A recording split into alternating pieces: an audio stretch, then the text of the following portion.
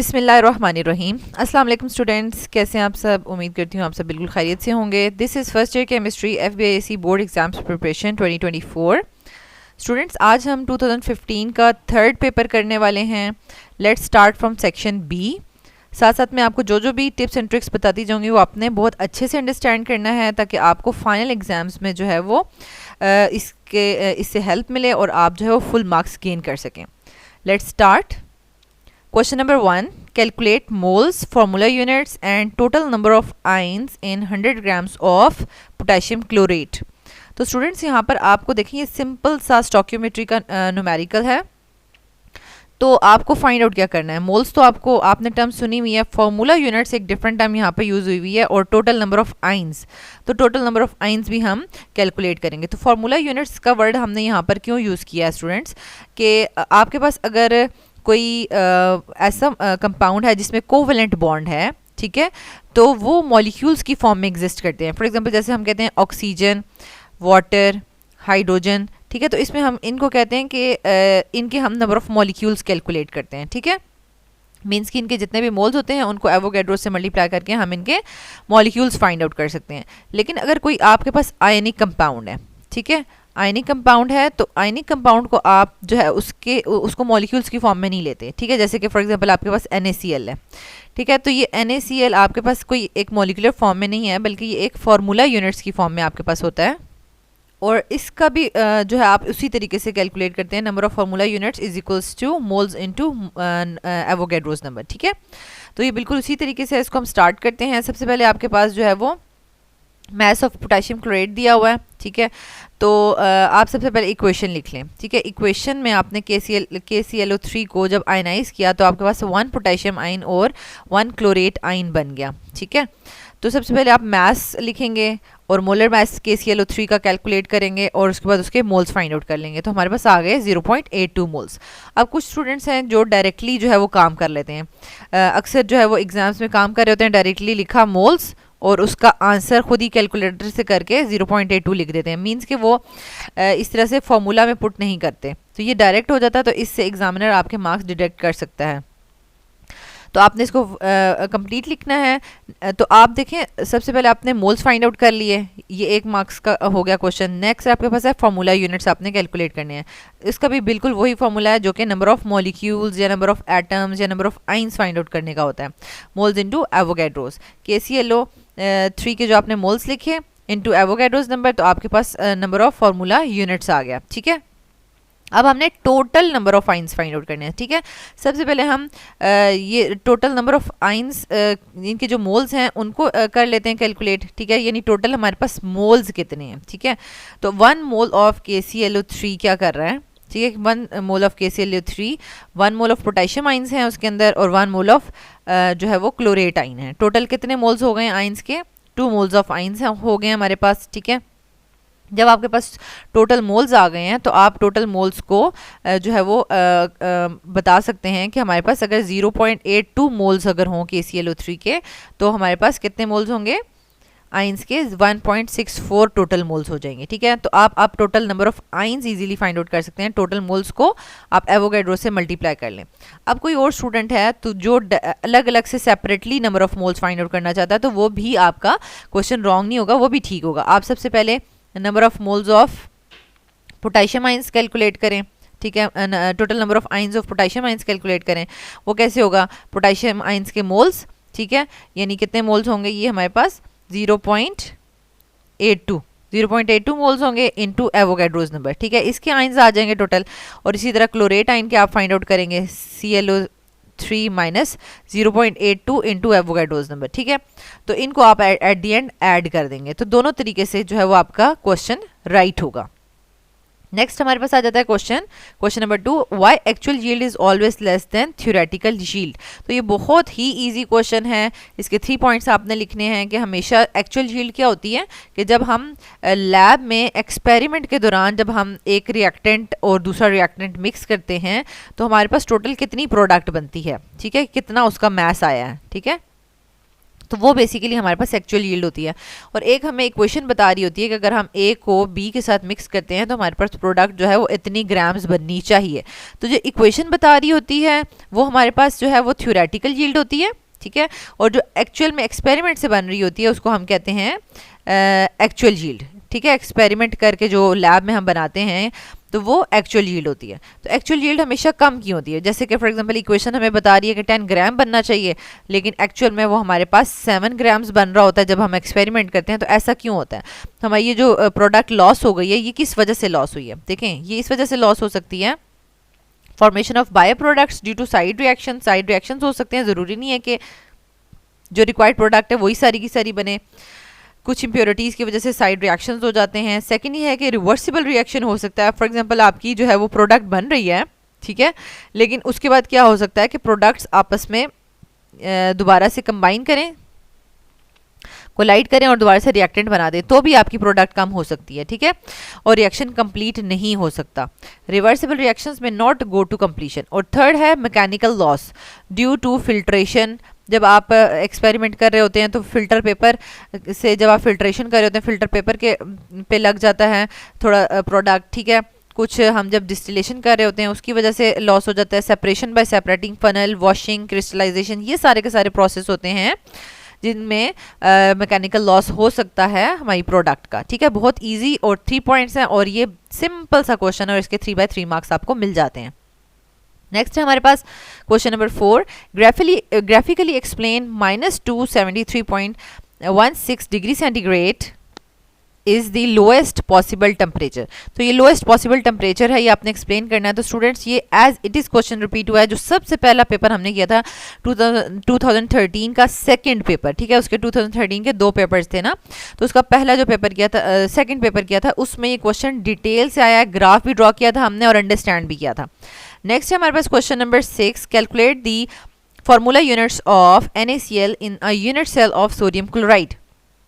अब हमारे पास देखें ये वाला क्वेश्चन चैप्टर नंबर 6 में से बहुत इंपॉर्टेंट है, ठीक है। चाहे ये शॉर्ट में आए चाहे लॉन्ग में आए, तो आपको ये सारे स्टेप्स करने ही करने हैं, ठीक है।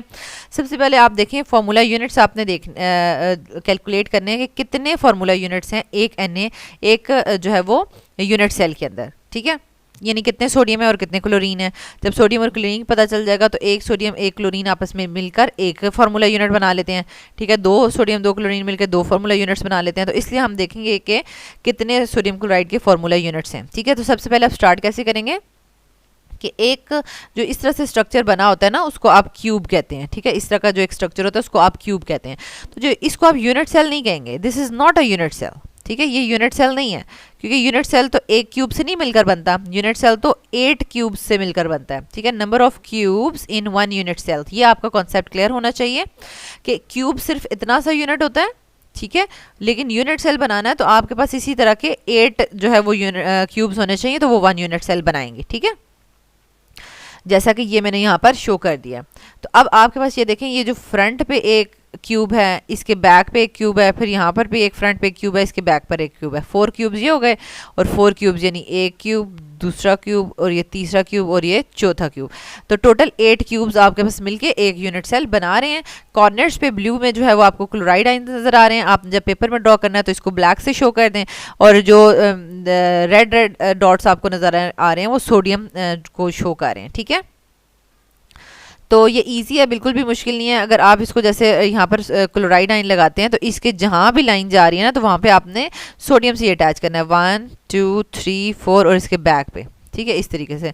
तो उसको डायरेक्टली एक क्लोराइड को क्लोराइड से और एक सोडियम को सोडियम से अटैच नहीं करना आपने, ठीक है।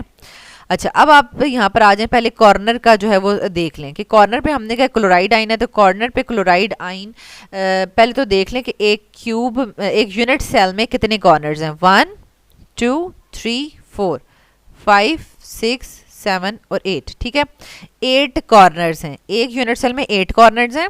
और एक कॉर्नर पर जो क्लोराइड आयन है वो कितने यूनिट सेल में कंट्रीब्यूट करता है। अभी तो हमें यहाँ पर एक ही यूनिट सेल नजर आ रहा है, जिसमें ये कंट्रीब्यूट कर रहा है। तो अब अगर हम यहाँ पर भी एक और यूनिट सेल खड़ा कर दें, इसके पीछे भी एक यूनिट सेल खड़ा कर दें और इसके पीछे भी एक यूनिट सेल खड़ा कर दें, तो इसका मतलब है कि 4 यूनिट सेल में कंट्रीब्यूट कर रहा है, और इन्हीं 4 यूनिट सेल्स के ऊपर भी 4 यूनिट सेल्स रखते हैं तो भी ये 8 यूनिट सेल्स में ये वाला जो क्लोराइड आयन है ये कंट्रीब्यूट कर रहा है। तो ठीक है, तो आपको मैं इसको शो करती हूँ। ये देखिए, ये 8 यूनिट सेल्स आपको नजर आ रहे हैं। अब मैं इनको बारी बारी इस फर्स्ट यूनिट सेल के साथ अटैच करती हूँ। ठीक है, ये देखें, ये हमने बिल्कुल इसके बैक पे जाके खड़ा कर दिया। ठीक है, ये वाला जो यूनिट सेल आ रहा है ये इसके फर्स्ट जो यूनिट सेल है उसके बैक पे खड़ा हो गया। ठीक है, ये इसके साथ आके खड़ा हो गया, अब ये इसके बैक पे खड़ा हो गया। तो 4 यूनिट सेल्स आपको नीचे नजर आ रहे हैं। ठीक है, अब ये देखें, ये बैक पे खड़ा हो गया ऊपर, ये फ्रंट पे ऊपर, ये बैक पे ऊपर और ये फ्रंट पे ऊपर। ठीक है, तो 4 और 4 8 यूनिट सेल्स ये खड़े हो गए हैं, और सबका कॉर्नर ये है जो है वो ये वाला यूनिट सेल सबके कॉर्नर के साथ मैच कर रहा है। ठीक है, यानी अगर हम इसको इस तरह से देखें कि अब जब हम यहाँ पर ये वाला यूनिट सेल लाके बैक पे खड़ा करेंगे ना, ये वाला, ये पिछला वाला, ये देखें, ये लाके हम यहाँ खड़ा करें, तो इसका मतलब है कि ये वाला जो ऊपर वाला यूनिट सेल है ना, ये वाला यूनिट, हाँ, ये यूनिट सेल आके इसके साथ कंबाइन हो रहा है। ठीक है, इसी तरीके से ये आपके पास 8 के 8 यूनिट सेल जो है वो कंबाइन हो जाते हैं। अब यहाँ से आपको एक बात समझ आ गई कि अगर हम कैलकुलेशन करते हैं क्लोराइड आयन की, तो number of chloride ions at each corner of the unit cell, हर यूनिट सेल के कॉर्नर पर 8 जो है क्लोराइड आयन्स होंगे, और जो कॉर्नर वाला क्लोराइड आयन है वो कितने यूनिट सेल्स में कंट्रीब्यूट कर रहा होता है, 8 में, जो हमने अच्छे से अभी देख लिया। Number of unit cells sharing each corner. ठीक है, आपने नंबर ऑफ यूनिट सेल्स यहाँ लिखने हैं। ठीक है, जो एक कॉर्नर शेयर कर रहा है।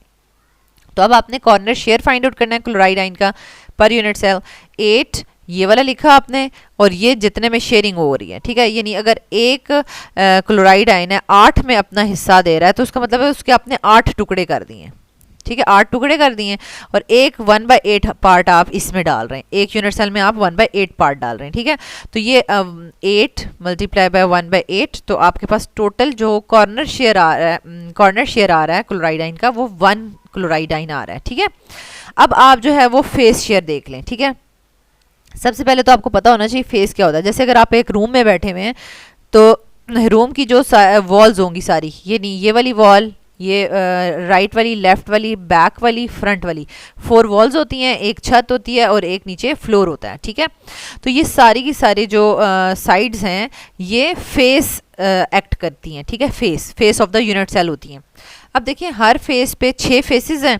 ठीक है, तो 6 जो है वो आपके पास क्लोराइड आयन्स होंगे 6 फेसेस पर। ठीक हो गया। अब आपने ये चेक करना है कि ये जो फेस पर यूनिट सेल होता है, ठीक है, इस फेस पर यूनिट सेल होता है, ये कितने यूनिट सेल्स के साथ कंट्रीब्यूट कर रहा होता है। ठीक है, तो ये तो जैसे एक रूम में खिड़की होती है, वो बिल्कुल साथ वाला जो रूम होता है सिर्फ उसके साथ ही कंट्रीब्यूट कर रही होती है। जैसे कि अभी हम यहाँ पर अगर एक इसके साथ ये यूनिट सेल ला के खड़ा कर दें, तो ये बस इसी के साथ ही कंट्रीब्यूट कर रहा है। ठीक है, बिल्कुल मिड में है ना, वॉल के मिड में है, तो अगर इसके बैक पे अगर एक यूनिट सेल होगा उसमें भी ये कंट्रीब्यूट नहीं करेगा। और अगर ये जो है हमारे पास इधर एक इस फर्स्ट वाले यूनिट सेल के पीछे अगर एक यूनिट सेल होगा उसमें भी कंट्रीब्यूट नहीं करेगा। ठीक है, क्योंकि ये बिल्कुल दोनों के मिड में है। ठीक है, दोनों यूनिट सेल्स के मिड में है। तो इसलिए अब हम बताएंगे कि जो face of the unit cell है वो कितने यूनिट सेल्स में कंट्रीब्यूट हो सकता है, ओनली 2। ठीक है, 2 में कंट्रीब्यूट हो सकता है। जैसे कि ये वाला फेस है, तो हम यहाँ पर एक और यूनिट सेल खड़ा कर दें, तो ये जो है वो इस यूनिट सेल में कंट्रीब्यूट कर रहा है। ठीक है, और इस यूनिट सेल में कंट्रीब्यूट कर रहा है। ये वाला जो है वो इस यूनिट सेल में कंट्रीब्यूट कर रहा है और इस यूनिट सेल में कंट्रीब्यूट कर रहा है। तो सिर्फ 2 यूनिट सेल्स में कंट्रीब्यूट हो सकता है। तो इसी तरीके से आप इसको लिखेंगे कैसे, number of chloride ions at each face of the unit cell 6 है, number of unit cells sharing each face 2, face share of chloride ion per unit cell. अब 6 आपने ये लिखा, और जो फेस वाला जो है वो 2 यूनिट सेल्स में शेयर हो रहा है, तो इसका मतलब है कि 1/2 पार्ट उसका एक यूनिट सेल में आ रहा है। ठीक है, तो टोटल आपके पास आ जाएगा 3 क्लोराइड आयन्स। अब टोटल आप फाइंड आउट कर लें, total number of chloride ions in each unit cell 1 + 3 4 chloride ions. ठीक है, यानी एक जो है वो कॉर्नर शेयर से आ रहा था और 3 फेस शेयर से आ रहे थे। ठीक है, अब इसी तरीके से आपने कैलकुलेशन करनी है सोडियम आइंस की। अब ये जो पिंक में है या पर्पल में आप कह सकते हैं ये सोडियम आइंस है। तो सोडियम आइंस कहाँ पर प्रेजेंट है? ये एज पे प्रेजेंट है। एज जैसे किनारा नहीं होता, किनारा। अब देखिए आप एक रूम, अगर आप एक रूम में बैठे हैं तो उसके कितने किनारे होंगे? देखें, एक तो जो उसकी छत है, छत के 4 किनारे होते हैं, फिर उसकी दीवारों के 4 होते हैं ऐसे करके किनारे, फिर जो उसका फर्श है, फ्लोर, उसके 4 किनारे होते हैं। ठीक है, तो ये 12 एजेस हो गए। ठीक है, 12 एजेस। ये तो हमें पता चल गया कि number of sodium ions on edges of the unit cell, यानी एक एज जो यूनिट सेल के एजेस हैं उस पर कितने प्रेजेंट होंगे? 12। ठीक हो गया। अच्छा, अब ये जो हमारे पास एज पे सोडियम आइन है, ये कितने यूनिट सेल्स के साथ शेयरिंग कर रहा है? ठीक है, ये हम देख लेते हैं। हम इसके साथ यूनिट सेल्स खड़े करते हैं। अब देखें, ये देखें 4 के साथ शेयरिंग कर रहा है। जैसे कि अब हम इसके साथ बिल्कुल राइट पे लाके खड़ा कर देंगे यूनिट सेल, उसके साथ भी कंट्रीब्यूशन शो कर रहा है। और फर्स्ट वाले के ऊपर ला खड़ा कर देंगे एक यूनिट सेल, उसके साथ भी कंट्रीब्यूट कर रहा है। और सेकंड वाले के ऊपर ला खड़ा कर देंगे, उसके साथ भी कंट्रीब्यूट कर रहा है। ठीक है, तो ये 4 यूनिट सेल्स के साथ एज जो है वो शेयरिंग करता है। तो इसको आप लिखेंगे कैसे? Calculations of sodium ions, number of sodium ions at each edge of the unit cell 12 हैं। Number of unit cells sharing each edge, तो ये आपके पास जो हर एज जो है वो शेयर कर रहा है। ठीक है, कितने यूनिट सेल में शेयर हो रहा है एज? 4 यूनिट सेल्स में। ठीक है, तो अब एज शेयर जो है वो आप फाइंड आउट करेंगे सोडियम आइंस का पर यूनिट सेल। 12 मल्टीप्लाई बाय 1/4, तो ये 3 सोडियम आइंस बन जाते हैं। तो अब नेक्स्ट हमारे पास आ जाता है सेंटर। ठीक है, सोडियम जो है वो एजेस पर प्रेजेंट है और सेंटर पर प्रेजेंट है। ठीक है, तो सेंटर का आप कैसे फाइंड आउट करेंगे कि सेंटर में हमारे पास जो बिल्कुल रूम है, एक आपके पास रूम है, रूम के मिड में कोई चीज़ पड़ी हुई है। ठीक है, तो वो तो आपके साथ बिल्कुल जुड़ा हुआ रूम है, उसमें भी तो कंट्रीब्यूशन नहीं कर रही ना, बिल्कुल भी कंट्रीब्यूशन नहीं कर रही, क्योंकि वो तो बिल्कुल मिड में है, वो सारी की सारी इसी रूम में ही कंट्रीब्यूशन कर रही है। तो सेम इसी तरीके से जो बिल्कुल यूनिट सेल के मिड में सोडियम आइन है, वो किसी भी यूनिट सेल में कंट्रीब्यूशन शो नहीं करेगा, वो सारा का सारा अपना शेयर इसी में शो करेगा।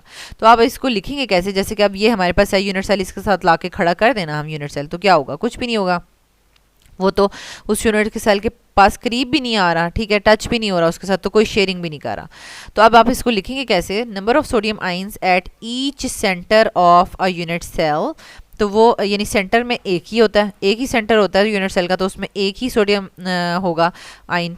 और number of unit cells sharing each centre, यानी एक सेंटर जो है वो कितने यूनिट सेल्स में शेयर हो रहा होता है? एक में ही हो रहा होता है। ठीक है, तो centre share of sodium ions अगर हम कैलकुलेट करें पर यूनिट सेल, तो आपके पास 1 इंटू 1 यानी 1 सोडियम आइन बनता है। तो अब हम इसको ऐड कर लेते हैं total number of sodium ions in each unit cell, यानी जो इसके हमारे पास एज शेयर था प्लस सेंटर शेयर था, 3 + 1 4 सोडियम आइंस। ठीक है, तो ये आपने एट दी एंड एक लाइन लिख लेनी है कि number of formula units per unit cell कितने हैं, यानी 4 सोडियम आइन और 4 क्लोराइड आइंस आपस में मिलकर 4 NaCl फार्मूला यूनिट्स बनाते हैं। ठीक है, तो ये आपने सारी की सारी लाइंस लिखनी है, चाहे ये शॉर्ट में आ जाए चाहे लॉन्ग में आ जाए, आपको ये तकरीबन 12 to 14 लाइंस लिखनी ही लिखनी है। ठीक है, अच्छा नेक्स्ट हमारे पास आ जाता है calculate the wave number for the photon emitted when electron jumps from N2 to N4 to N2 and indicate in which region of the spectrum the photon will appear।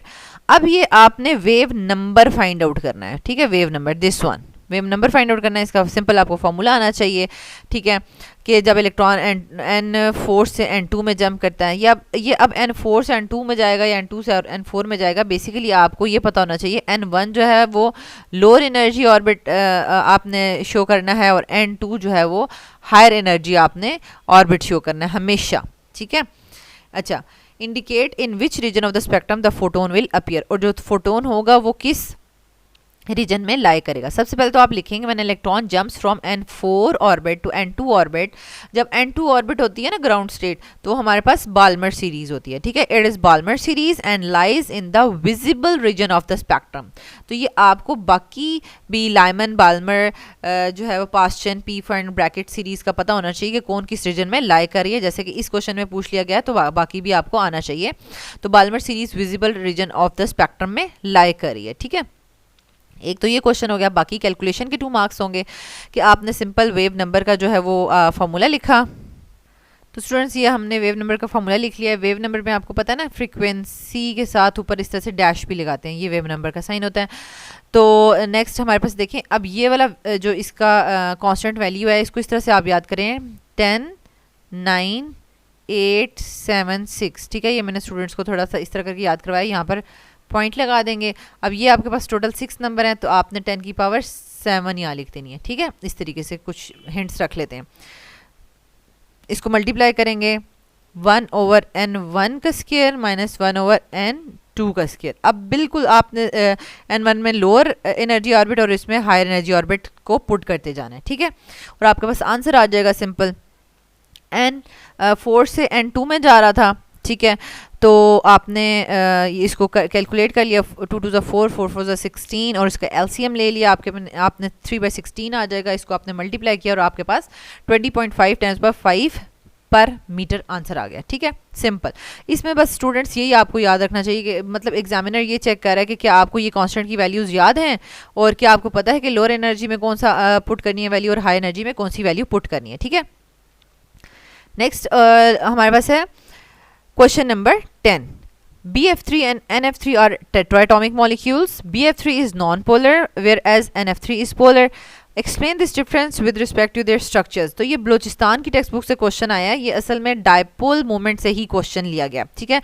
तो पहले हमारे पास 2013 और 2014 में जो क्वेश्चंस आए थे, 2013 के फर्स्ट पेपर में और 2014 के सेकंड पेपर में जो डायपोल मोमेंट के क्वेश्चंस थे, तो वो थोड़े से इससे जो है वो स्टेटमेंट डिफरेंट करके पूछे हुए थे। उसमें कहा हुआ था कि अगर आपको डायपोल मोमेंट जो है वो दिया हो, यानी किसी का ज़ीरो हो और किसी की कोई ना कोई वैल्यू हो, ठीक है, कोई ना कोई वैल्यू हो, तो उससे आप स्ट्रक्चर कैसे जो है वो बता सकते हैं, आप स्ट्रक्चर कैसे कंफर्म कर सकते हैं। तो उसको हमने बड़ी डिटेल से पढ़ा था।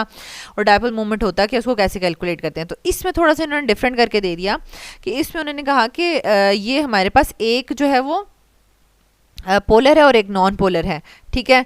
तो उनकी स्ट्रक्चर की बेस पे आप कैसे बता सकते हैं कि कोई पोलर है और कोई नॉन पोलर है, ठीक है। यानी स्ट्रक्चर की बेस पे आप कैसे बताएंगे कि कोई पोलर है कोई नॉन पोलर है। तो अब हमने इसको कैसे करना है कि as BF3 has symmetrical trigonal planar structure.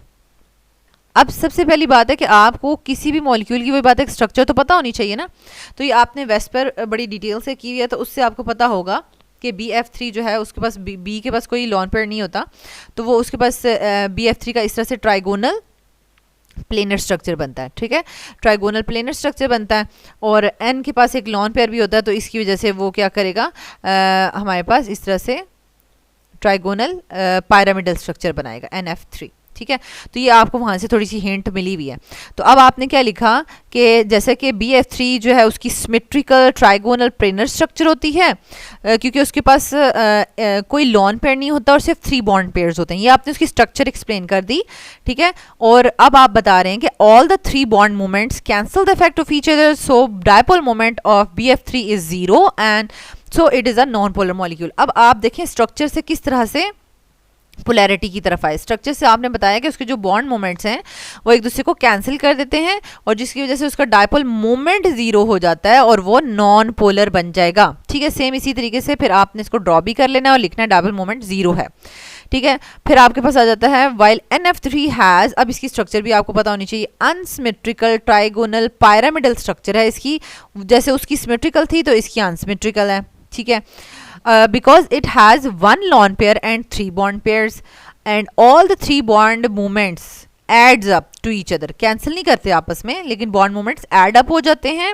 So dipole moment of NH3 is not 0, उसकी कोई ना कोई वैल्यू है। अब हमें वैल्यू नहीं याद तो कोई मसला नहीं है, सिर्फ सिंपल आप लिख दें कि dipole moment of NF3 is not 0 and it is a polar molecule. अब आप देखें हमने कितने इजीली स्ट्रक्चर से जो है वो डायपोल मोमेंट का बता दिया और डायपोल मोमेंट से आपको पता चल गया जिसका डायपोल मोमेंट 0 है वो नॉन पोलर हो जाएगा और जिसका डायपोल मोमेंट एग्जिस्ट कर रहा है नॉट 0 है तो वो पोलर मॉलिक्यूल होगा, ठीक है। अब आप इसको ड्रॉ भी कर लें, ये अमोनिया का आपने स्ट्रक्चर ड्रॉ कर लिया है, ठीक है। इसको आप जो है थोड़ा सा एज फॉर्म में ड्रॉ करें और इसको थोड़ा सा ऐसे ड्रॉ करें ताकि पता चले कि ये हमारे पास ट्राइगोनल पायरामिडल स्ट्रक्चर है, ठीक है। तो इसके देखें बॉन्ड मोमेंट्स ऐड अप हो रहे हैं और फाइनल इसका जो डायपोल मोमेंट है वो इस तरह से शो होगा, ठीक है। तो स्टूडेंट्स यहाँ तक हमने जो है 10 क्वेश्चन जो है वो सेक्शन बी के 10 क्वेश्चन डिटेल से डिस्कस कर लिए हैं। नेक्स्ट जो है वीडियो में हम नेक्स्ट 11 से 19 तक क्वेश्चंस को डिस्कस करेंगे। अल्लाह ताला आपको बहुत आसानियाँ अता फरमाए और आसानियाँ तकसीम करने का शर्फ अता फरमाए। आमीन।